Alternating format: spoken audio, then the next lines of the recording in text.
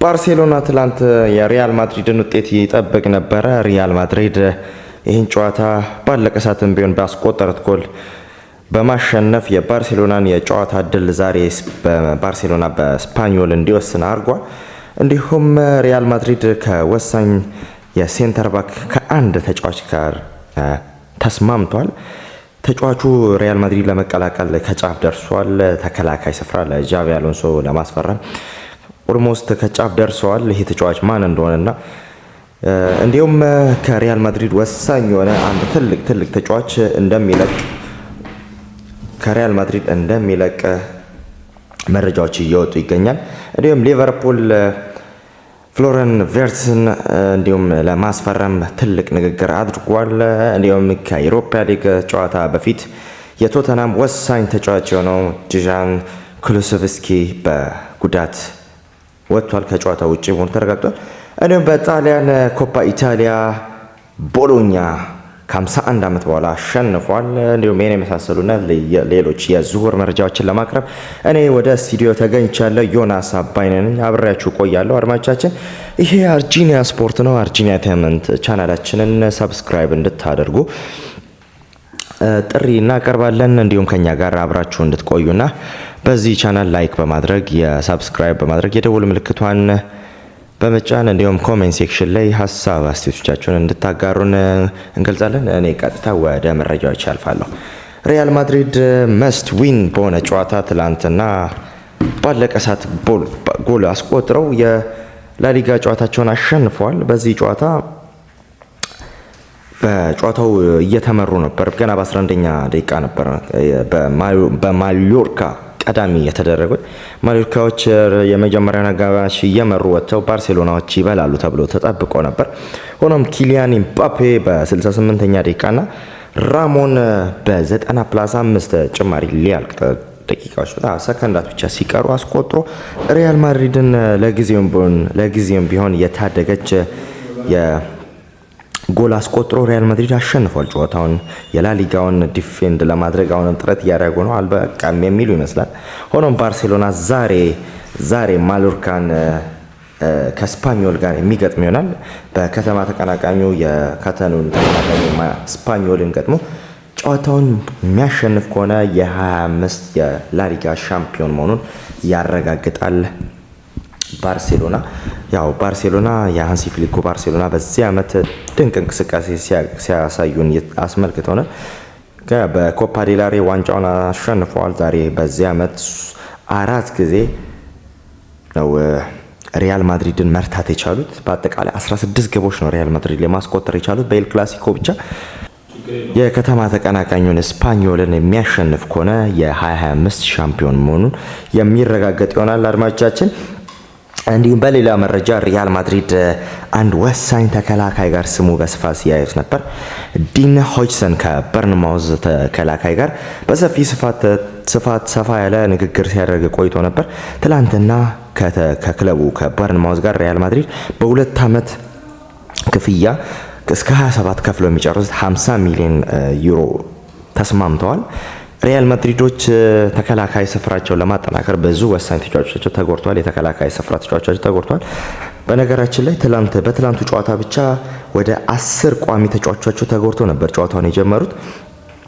ሆኖም በብዙ ወጣት የአካዳሚ ተጫዋቾች ታግዘው ነው ጨዋታውን ለማሸነፍ የቻሉትና እነ ቪኒ ጁኒየር፣ ሮድሪጎ፣ ሉካስ ቫስኬዝ፣ ቹማኒ፣ አንቶኒ ሩዲገር እንዲሁም ኤደር ሚሊታኦ፣ ዳኒ ካርቫሃል፣ ፌርላን ሜንዲ፣ ኤድዋርድ ካማቪንጋ እንዲሁም ዴቪድ አለባና አንድሬ ሉኒ ናቸው። ኦልሞስት ምርጥ 11 መውጣት የሚችል ስኳድ ነበር ተጎድቶባቸው የመጡት። አሁን ለክለብ ወርልድ ካፕ ዝግጅታቸው በሚረዳቸው መልኩ ጃቪ አሎንሶ የጠየቀው የመሀል ተከላካይና የግራ ተመላላሽ ተጫዋች ነበር። አሁን በቀጥታ ዲን ሆጅሰንን ለማስፈረም ከጫፍ ደርሷል። ተጫዋቹ ከቡድኑ ጋር ተስማምቷል። ተጫዋቹም ቅድሚያ የሚሰጠው ለሪያል ማድሪድ ነው። የእንግሊዝ ክለቦችም አብረው ፉክክር ውስጥ ናቸው። አርሰናል፣ ቼልሲን የመሳሰሉ ክለቦች ተጫዋቹን ፈላጊዎች ናቸው። ሆኖም ዲን ሆጅሰን ለሪያል ማድሪድ ቅድሚያ የሚሰጥ ይሆናል። ከተጫዋቹ ጋር ኦልሞስት ክለቦቹ ተስማምተዋል። አሁን ከተጫዋቹ ጋር ንግግር ላይ ናቸው። የጥቅማ ጥቅምና ያው ከጥቂት ሰዓታት በኋላ መቶ በመቶ የሚረጋገጥ ይሆናል። ኦልሞስት ደን ማለት እንችላለን። ዲን ሆድሰን ወደ ሪያል ማድሪድ። የጃቪ አሎንሶ ከተጫዋች ምርጫ ኳስን ባክስሪ ለመጫወት ነው ከሪያል ማድሪድ ጋር ያሰበው። ባክስሪ የሚጫወት ቡድን ደግሞ ሶስቱ ሴንተር ባኮች ከኳስ ጋር ያላቸው ቀረቤታና የኳስ ስኪላቸው በጣም የዳበረ ከፓስ እና ኳስን ኮንትሮል አድርጎ ከባክ ቢልድ አድርጎ ከኋላ መስርቶ ለመጫወት የሚረዳቸው አይነት ተጫዋች ነው የሚፈልገው። ጃቪ አሎንሶ በጣም ሁነኛ ተጫዋች በሚል ደረጃ አስቀምጦታል። ዲን ሆድሰን ወደ ሪያል ማድሪድ ኦልሞስት ዳን ማለት እንችላለን። እንዲሁም የሪያል ማድሪዱ ወሳኝ ተጫዋች የነበረው ሮድሪጎ ሪያል ማድሪድን ለመልቀቅ ከጫፍ ደርሷል። ሪያል ማድሪድን የሚለቅበት ምክንያት እሱ ቅድሚያ ተሰጥቶት በግራ መስመር ተመላላሽ መጫወት ነው የሚፈልገው። ግራ ፎርዋርድ ሆኖ መጫወት ነው የሚፈልገው። የግራ አጥቂ ሆኖ መጫወት ከመፈለጉ አንፃር ከኪሊያን ኢምባፔ እና ከቪኒ ጁኒየር ቅድሚያ ባለመሰጠቱ ቅር ተሰኝቷል ተጫዋቹና ሪያል ማድሪድ የመልቀቅ እድሉ በጣም በዚህ ሲዝን ሰፊ ነው። ሪያል ማድሪዶችም ለክለባቸው መጫወት ብቻ የሚፈልግ ተጫዋች ብቻ ነው እንዲጫወት የሚፈልጉት። ሌላ የሚያንገራግር ተጫዋች ከሆነ መልቀቅ እንደሚችል አሳውቋል። የተሻለ ገቢ ገንዘብ የሚቀርብላቸው ከሆነ ሪያል ማድሪድ ተጫዋቹን ለመልቀቅ ዝግጁ ነው። ሮድሪጎ በዚህ ሲዝን ሪያል ማድሪድ የመልቀቅ እድሉ በስፋት እየተነገረ ይገኛል። የቪኒ ጁኒየር እንዲሁም ሪያል ማድሪዶች ያው የሮድሪጎ መልቀቅ ብቻ አይደለም ሉካስ ቫስኬስም እንደሚለቅ ተረጋግጧል። ሉካስ ቫስኬስ ይሄ መጨረሻ አመቱ ነው። በቀኝ ተመላላሽ ተከላካይ ስፍራ ላይ አርኖልድ በሱ ቦታ ይመጣል። ያው አርኖልድ የጊዜ ጉዳይ ነው። ያው ፈርሟል ጨዋታ ኦልሞስት። እንዲሁም አርኖልድ እና ካርቫሃል ናቸው በዛ ቦታ ላይ የሚጫወቱት። የሉካስ ቫስኬስ የዚህ ሲዝን የሪያል ማድሪድ የምንጊዜም ተሰናባሻቸው ነው። በጣም ብዙ ዋንጫዎችን ብዙ ክብሮችን አብሮ አሳክቷል ሉካስ ቫስኬስ። በሌላ ዜና ሊቨርፑል እና ማንቸስተር ሲቲ ፍሎሪያን ዊርትስን ለማስፈረም ከተጫዋቹ ወኪሎች ጋር ንግግር ማድረጋቸው ተዘግቧል። ዴቪድ ኦርኔስትን እንደዘገበው ከሆነ ማንቸስተር ሲቲ ቀደም ብሎ ከተጫዋቹ ወኪሎች ጋር ተነጋግሮ ወዲያውኑ ደግሞ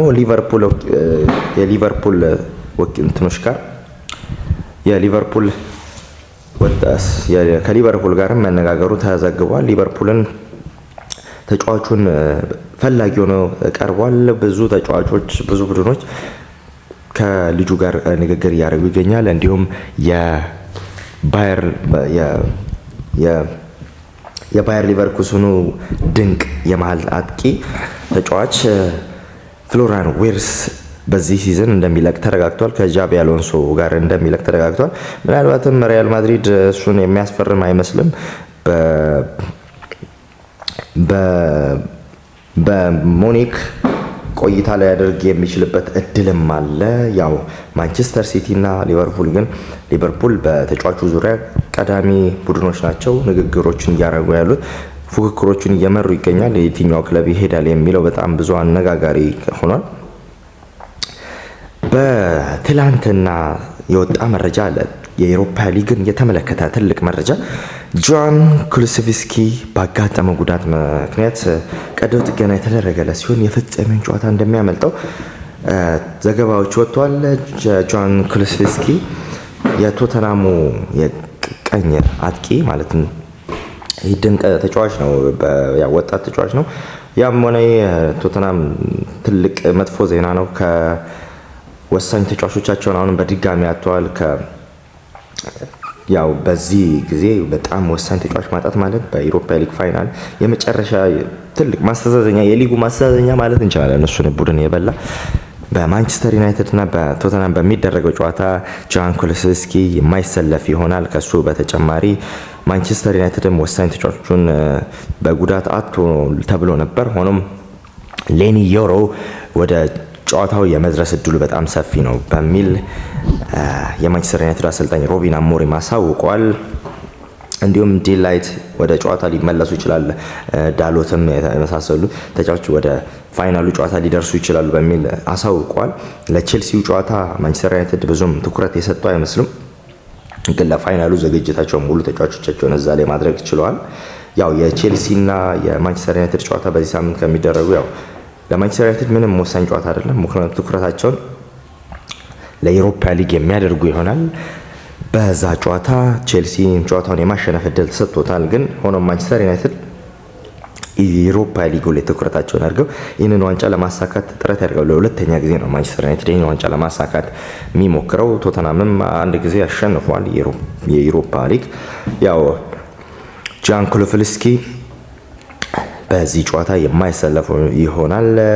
ማዲሰንም በተጨማሪ ከቶተናም በኩል የማይሰለፍ ተጫዋች ነው። እሱም በጉዳት ኩሉሴቭስኪና ማዲሰን ጄምስ ማዲሰን ከዚህ ጨዋታ ውጭ መሆናቸው ተረጋግጧል። በኮፓ ኢታሊያ የጣም ትላንትና ትልቅ ታሪክ ቦሎኛ ፈጽሟል። ቦሎኛ በኮፓ ኢታሊያ የፍጻሜ ጨዋታ ኤሲ ሚላን 1-0 በሆነ ውጤት አሸንፎ ከ51 ዓመት በኋላ የኮፓ ኢታሊያ አሸናፊ መሆን ችሏል። በሮም በኦሎምፒክ ስቴዲየም በተደረገው የዚህ ጨዋታ የፍጻሜ ጨዋታ ቦሎኛ የማሸነፍ ግብ ዳን ኒዶይ አስቆጥሯል። ከዚህ ቦሎኛ በታሪክ ለሶስተኛ ጊዜ የኮፓ ኢታሊያን ዋንጫ ማሸነፍ የቻለው። ኤሲ ሚላን በኮፓ ኢታሊያ ያው 10 ጊዜ ነው መሸነፍ የቻለው እና በዚህ ውድድር 10 ጊዜ ፋይናል በመሸነፍ 10 ጊዜ ቀዳሚ ያደርጓል። ኤሲ ሚላን ትላንት ከተሸነፈ 10ኛ የኮፓ ኢታሊያ ፋይናል ጨዋታ መሸነፍ በኋላ በጣሊያን ታሪክ ትልቁን ሽንፈት በማስተናገድ ታሪክ ሰርቷል። ኤሲ ሚላን በበኩላቸው ቦሎኛ ዋንጫውን ማንሳታቸውን ተከትሎ በቀጣይ ዓመት የዩሮፓ ሊግ ተሳታፊ መሆናቸውን አረጋግጠዋል። ከ2003 በኋላ የጣሊያን ዋንጫ ማንሳት የቻለው ኤሲ ሚላን የከተማ ተቀናቃኛቸውን ኢንተር ሚላን ነበር አሸንፎ ለፍጻሜ መድረስ የቻለው። ዋንጫውን ማንሳት ግን ሳይችል ቀርቷል። የጣሊያን ዋንጫ ለመጨረሻ ጊዜ በ1974 ነበር ያነሳው ቦሎኛ። ይህንን ክብር ለማንሳት ከ5-10 ዓመታት በላይ ጠብቋል። ማለት 51 ዓመት አካባቢ ማለት ነው። የቦሎኛ ታሪክ በጣም ትልቅ ነው። ከጥቂት ጊዜያት በኋላ ዋንጫ የሚበላ ቡድን ሆኖ ለአውሮፓ መድረክ የሚሳተፍ ሆኖ ቻምፒየንስ ሊግ አምና መሳተፉን የምናስታውሰው ነው። ያው ቦሎኛ ትልቅ ገድል ፈጽሟል። እንዲሁም በሌላ ዜና ማንቸስተር ዩናይትድ ሊያም ዴላፕን ለማስፈረም ከጫፍ ደርሷል ማለት እንችላለን። ከሁሉም ቡድኖች ቀዳሚ ደረጃ ላይ ያለው ማንቸስተር ዩናይትድ ነው። ተጫዋቹን የ30 ሚሊዮን ዩሮ በፓውንድ ማለት የ30 ሚሊዮን ፓውንድ ሪሊስ ክሎዝ አለው። ተጫዋቹ በስፋት ለረጅም ጊዜ ነው ከማንቸስተር ዩናይትድ ጋር ስቡ እየተያዘ የሚገኘው። ልጁ ምናልባት ከዚህ በላይ ማውጣት ይችል ነበር። ኢፕስዊችን ወደ ቻምፒየንሺፕ መውረድን ተከትሎ የተጫዋቹ ሪሊስ ክሎዝ መልቀቅ የሚችልበት ዋጋ 30 ሚሊዮን ፓውንድ ብቻ ነው። ማንቸስተር ዩናይትድ ይህን የሚከፍል ከሆነ ተጫዋቹን የማስፈረም እድሉ ሰፊ ነው። ማንቸስተር ዩናይትድ ዋና የጨዋቱ ተጫዋቹን ከቼልሲ ይልቅ ማንቸስተር ዩናይትድን ይመርጣል። እንዲሁም ከዛ ውጪ ማንቸስተር ዩናይትድ ጋር በሰፊው ሲነጋገር የቆየውና ማንቸስተር ዩናይትድን ይቀላቀል ተብሎ ሲጠበቅ የነበረው ኩኛ የማቲያስ ኩኛ ጉዳይ ነው። ማቲያስ ኩኛ ኦልሞስት ደን ማለት እንችላለን። ማቲያስ ኩኛ ማንቸስተር ዩናይትድን እየጠበቀ ይገኛል። ከዩሮፓ ሊጉ ፍጻሜ ጨዋታ በኋላ ማንቸስተር ዩናይትድ የተጫዋቹን ነገር ወደፊት ገፋ ብለው ጨዋታውን ዝውውሩ ለመጨረስ ጥረት የሚያደርጉ ይሆናል። ከክለቡ ጋር ኦልሞስት ተነጋግሯል። በውስጥ ክሎዝ ዶር ነው ጨዋታውን በውስጥ እየሰሩ ይገኛል። ማንቸስተር ዩናይትድ የማቲያስ ኩኛን ለማስፈረም ኦልሞስት ተቃርቧል ማለት እንችላለን። ከዩሮፓ ሊጉ ጨዋታ በኋላ ትልቅ ትኩረት የሚያደርጉ ይሆናል። አድማጮቻችን በሌላ ዜና ጋላታሳራይን የተመለከተ ነው ዜናችን የሚሆነው። ጋላታሳራይ በትራንስፖርስን 3-0 በሆነ ውጤት በማሸነፍ የቱርክ ካፕ ባለቤት የቱርክ ካፕን ማሸነፉን አረጋግጧል። የዚህ ድል ማሳካት ይችላል። ያው ውድድሩን ለ19ኛ ጊዜ ነው ማሸነፍ የቻለው እና ባለ ሪከርድ መሆን ይችላል ጋላታሳራይ። ያው በዛ ጨዋታ ቪክተር ኦሺሜን 2 ግቦችን አስቆጥሯል ጋላታሳራይ ያው በዘንድሮም የሊጋቸውን እየመሩ ይገኛል። የቱርክ ሱፐር ሊግን እንግዲህ አሁንም ገና ከዚሁ የመጀመሪያ ዋንጫቸውን አሳክተዋል። 19ኛ ጊዜ የቱርክ ሱፐር ካፕ ባለድል መሆናቸውን አረጋግጠዋል።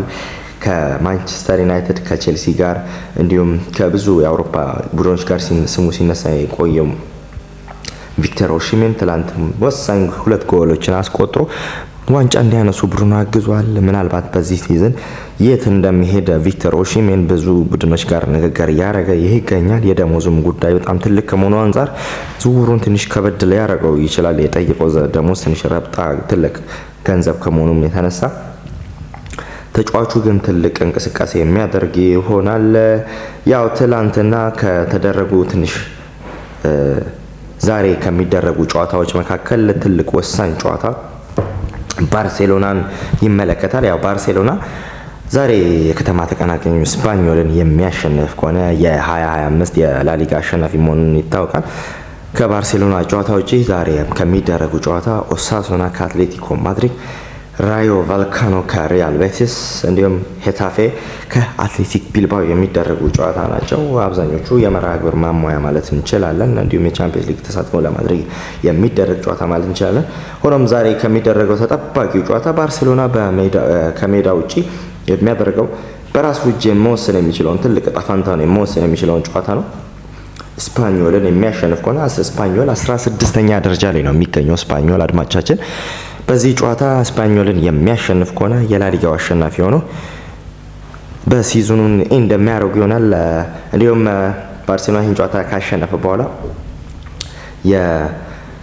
የዋንጫ ሴሌብሬሽናቸውን በካምፕኑ እና በዛ በአካባቢ በባርሴሎና አካባቢ ትሮፊ ፓሬድ እንደሚኖራቸው ታውቋል። በዚህ ጨዋታ ባርሴሎናዎች ያው ለማሸነፍ ጥቂት አንድ ጨዋታ ብቻ ነው የሚቀረው። ይህን ጨዋታ አንድ ጨዋታ የሚያሸንፉ ከሆነ አሸናፊ ይሆናሉ። አድማቻችን እኚህን መረጃዎች ወደ እናንተ ሳደርስ የቆየሁት እኔ ዮናስ አባይነ ነኝ።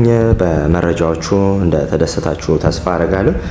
ይህን የመሳሰሉ ዝውውር መረጃዎችንና የስፖርታዊ መረጃዎችን ወደ እናንተ ሳጋራ ቆይቻለሁ።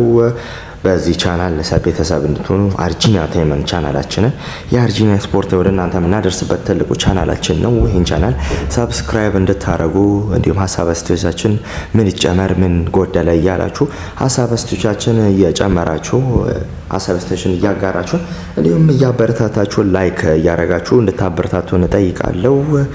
ስትከታተሉት የቆየው ይሄ አርጂኒያ ስፖርት ነው። በቀጣይ እስክንገናኝ ቸርን ሰንብት።